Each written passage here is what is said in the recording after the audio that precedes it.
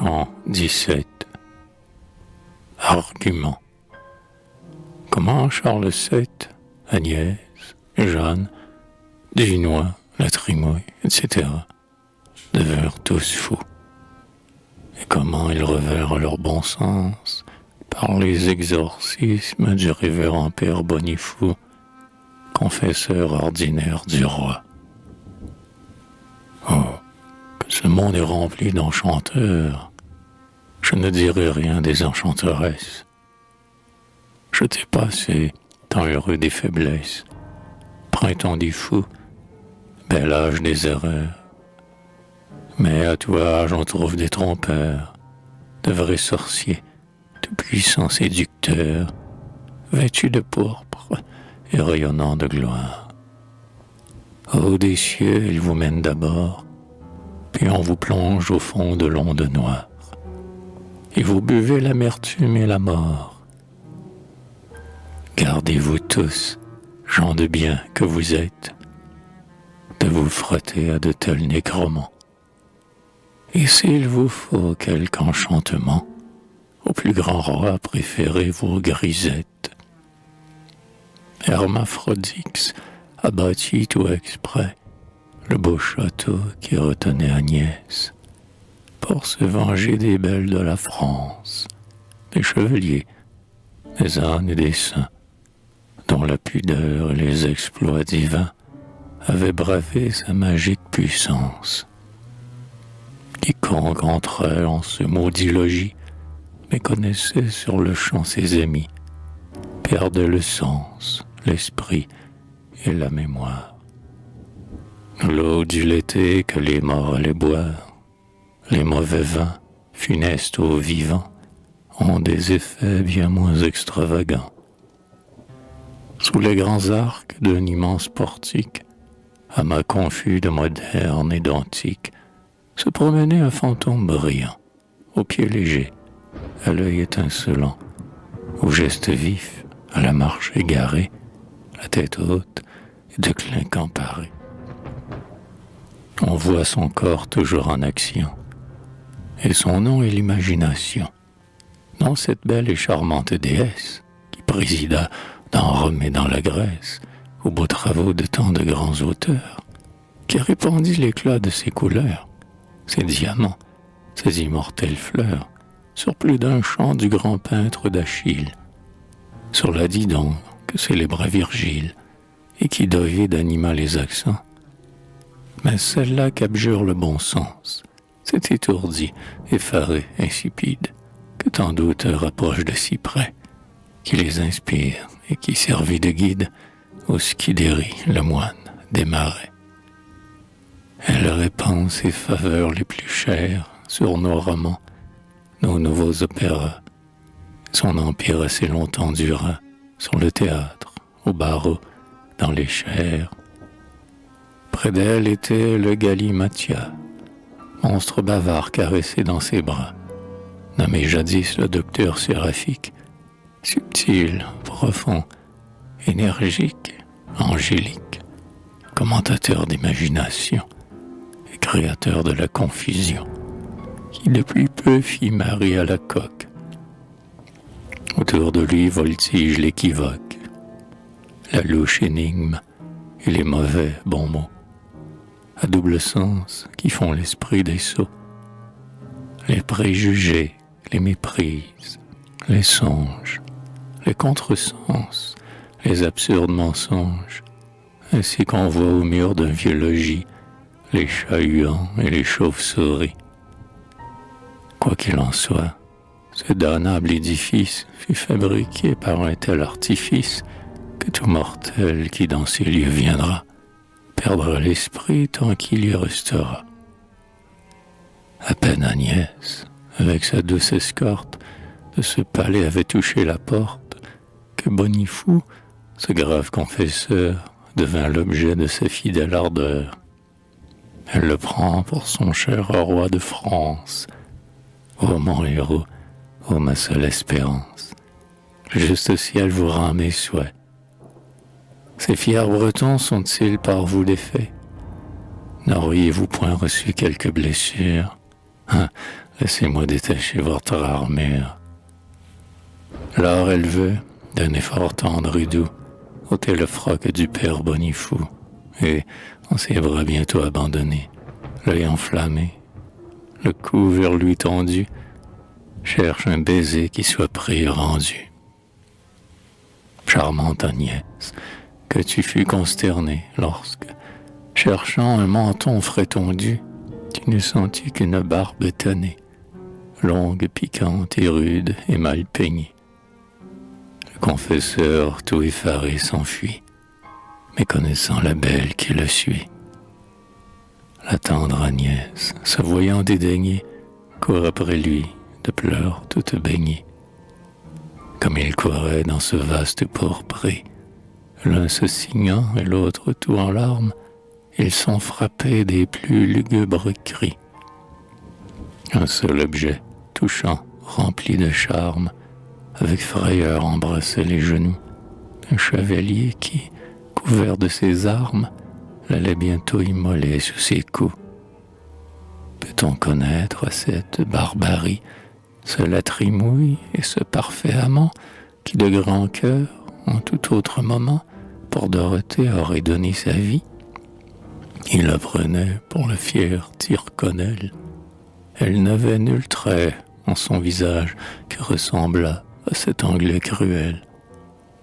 Elle cherchait le héros qui l'engage, le cher objet d'un amour immortel. Et, lui parlant sans pouvoir le connaître, elle lui dit « Ne l'avez-vous point vu, ce chevalier qui de mon cœur est maître, qui près de moi dans ces lieux est venu?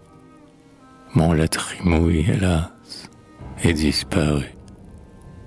Que fait-il donc, de grâce? Où peut-il être? » Le Poitevin, à ses touchants discours, ne connut point ses fidèles amours. Il croit entendre un Anglais implacable qui vient sur lui prêt à trancher ses jours. Le fer en main, il se met en défense, vers Dorothée en mesure il avance. « Je te ferai, dit-il, changer de ton, fier, dédaigneux, triste, arrogant breton. Dur insulaire, ivre de bière forte, c'est bien à toi de parler de la sorte, de menacer un homme de mon nom. Moi, petit-fils des Poitevins célèbres, dont les exploits, au séjour des ténèbres, ont fait passer tant d'Anglais valeureux, plus fiers que toi, plus grands, plus généreux. Et quoi, ta main ne tire pas l'épée? De quel effroi ta vile âme est frappée? Fier en discours et lâche en action, chevreuil anglais, Tircite d'Albion, fait pour brailler chez tes parlementaires, vite, essayons tous de nos cimetières. Ça qu'on dédaigne, où je vais de ma main signer ton front, des fronts le plus vilain, est appliqué sur ton large derrière, à mon plaisir, 200 coups d'étrivière. À ce discours qu'il prononce en fureur, pâle, éperdue et mourante de peur. « Je ne suis point anglais, dit Dorothée, j'en suis bien loin. Comment, pourquoi, par où me vois-je ici par vous si maltraité? Dans quel danger je suis précipité? Je cherche ici le héros du Poitou. C'est une fille, hélas, bien tourmentée, qui baise en pleurs votre noble genou. » Elle parlait, mais sans être écoutée, et la trimouille, étant tout à fait fou, allait déjà la prendre par le cou. Le confesseur, qui dans sa prompte fuite d'Agnès Sorel évitait la poursuite, bronche en courant et tombe au milieu d'eux. Le Poitevin veut le prendre aux cheveux, n'en trouve point, roule avec lui par terre. La belle Agnès, qui le suit et le serre, sur lui trébuche en poussant des clameurs et des sanglots qu'interrompent ses pleurs. Et sous eux tous se débat Dorothée, très en désordre et fort mal ajusté. Tout au milieu de ce conflit nouveau, le bon roi Charles, escorté de Bonneau, avec Dunois et la fière Pucelle, entre à la fois dans ce fatal château pour y chercher sa maîtresse fidèle. Ô grand pouvoir, ô merveille nouvelle, à peine ils sont de cheval descendus, sous le portique à peine ils sont rendus, incontinents ils perdent la cervelle. Tels dans Paris tous ces docteurs fourrés, pleins d'arguments sous leur bonnet carré, vont gravement vers la Sorbonne antique, ces jours de noise, entre théologiques, où la dispute et la confusion ont établi leur sacré domicile, et dont jamais n'approcha la raison. Nos révérends arrivent à la file. Ils avaient l'air d'être de sens rassis. Chacun passait pour sage en son logis. On les prendrait pour des gens fort honnêtes, point querelleurs et point extravagants. Quelques-uns même étaient de bonne tête.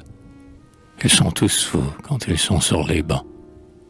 Charles, enivré de joie et de tendresse, les yeux mouillés, tout pétillant d'ardeur, et ressentant un battement de cœur, disait, d'un ton d'amour et de langueur, « Ma chère Agnès, ma pudique maîtresse, mon paradis, précis de tous les biens, combien de fois, hélas, fus-tu perdu? À mes désirs te voilà donc rendu. Perle d'amour, je te vois, je te tiens. Ah, que tu fais une charmante mine, mais tu n'as plus cette taille si fine que je pouvais embrasser autrefois en la serrant du bout de mes 10 doigts. Quel embonpoint, quel ventre, quelle fesse. Voilà le fruit de nos tendres caresses. Agnès est grosse. Agnès me donnera un beau batteur qui pour nous combattra. Je veux greffer dans l'ardeur qui m'emporte ce fruit nouveau sur l'arbre qui le porte.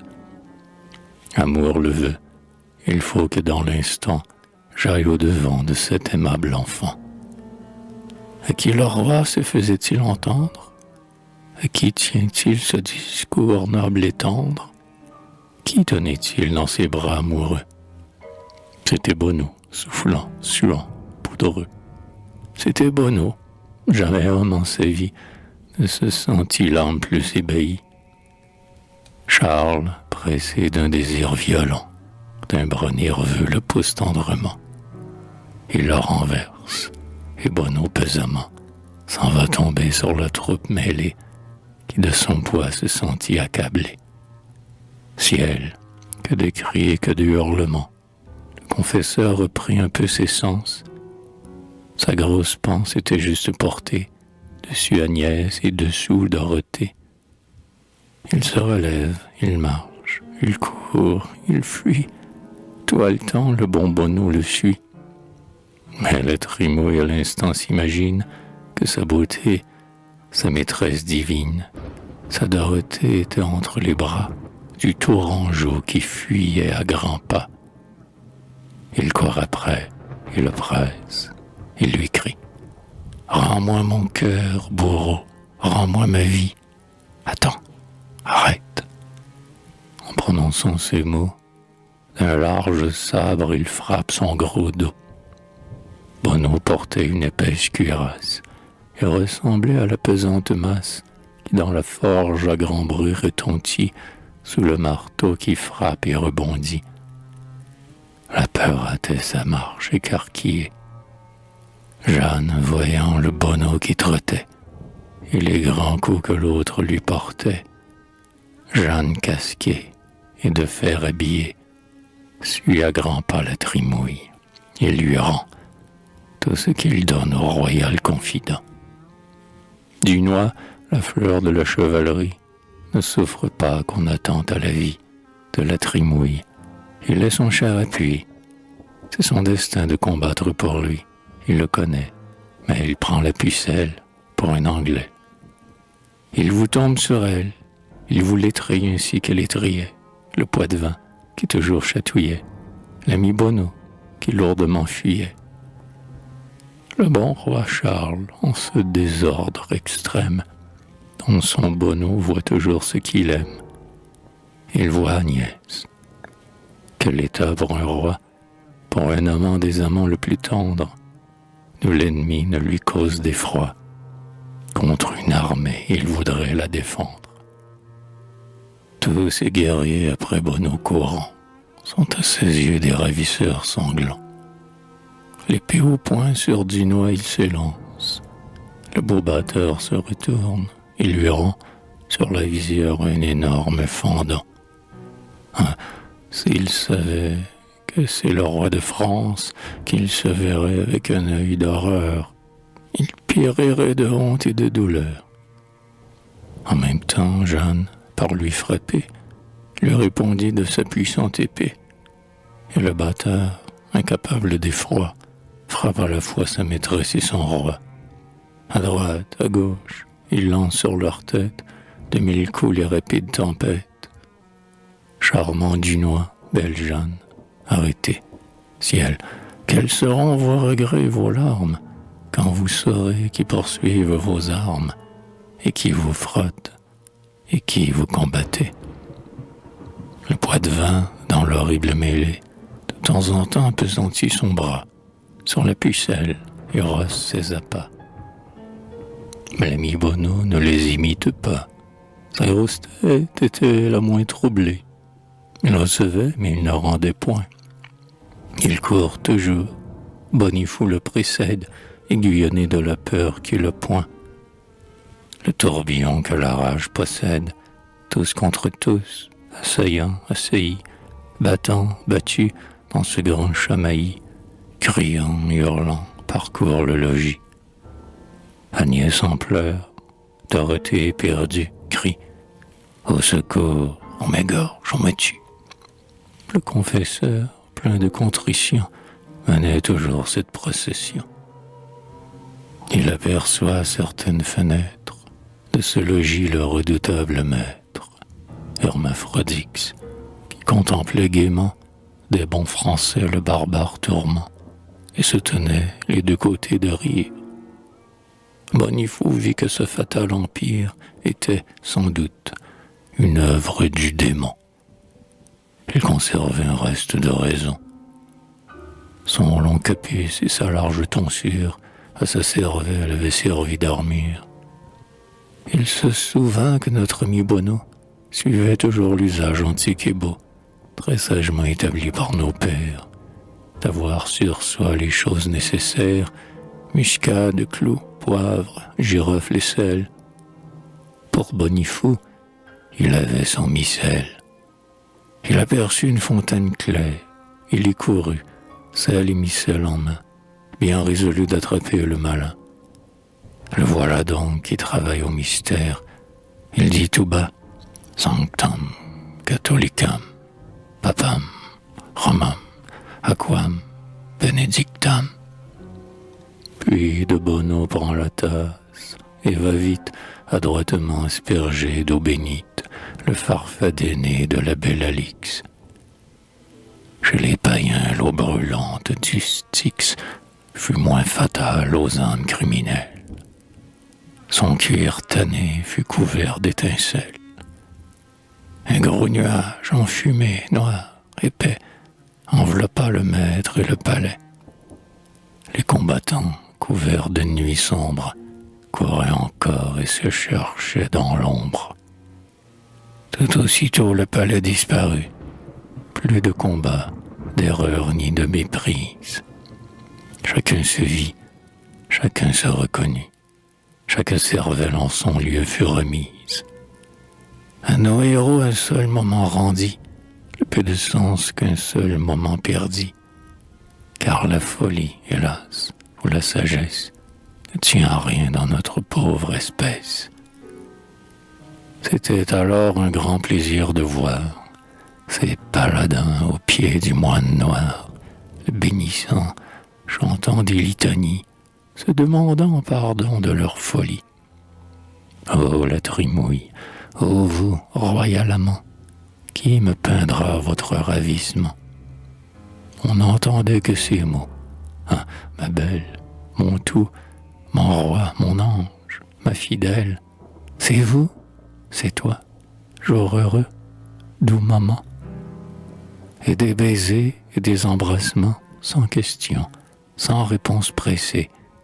Leur voix ne peut suffire à leur pensée. Le confesseur, d'un paternel regard, les lorgnait tous et priait à l'écart. Le grand bâtard et sa fière maîtresse modestement s'expliquaient leur tendresse. De leur amour, leur rare compagnon élève alors la tête avec le ton. Il entonna l'octave discordante de son gosier de cornet à bouquin. À cette octave, à ce bruit tout divin, tout fut ému. La nature tremblante frémit d'horreur, et Jeanne vit soudain tomber les murs de ce palais magique, sans tour d'acier et sans porte d'airain. Comme autrefois la horde mosaïque fit voir, au son de sa trompe hébraïque, de Jéricho le rempart écroulé, réduit en poudre à la terre égalée. Le temps n'est plus de semblables pratiques. Alors ce superbe palais, si brillant d'or, si noirci de forfaits, devint un ample et sacré monastère. Le salon fut en chapelle changé. Le cabinet où ce maître enragé avait dormi dans le vice plongé, transmué fut en un beau sanctuaire. L'ordre de Dieu qui préside au destin ne changea point la salle des festins, mais elle prit le nom de réfectoire. On y bénit le manger et le boire. Jeanne, le cœur élevé vers les saints, vers Orléans, vers le sacre de Reims, dit à Dunois, tout nous est favorable, dans nos amours et dans nos grands desseins. Espérons tout, soyez sûrs que le diable contre nous fait son dernier effort. Parlant ici, Jeanne se trompait fort.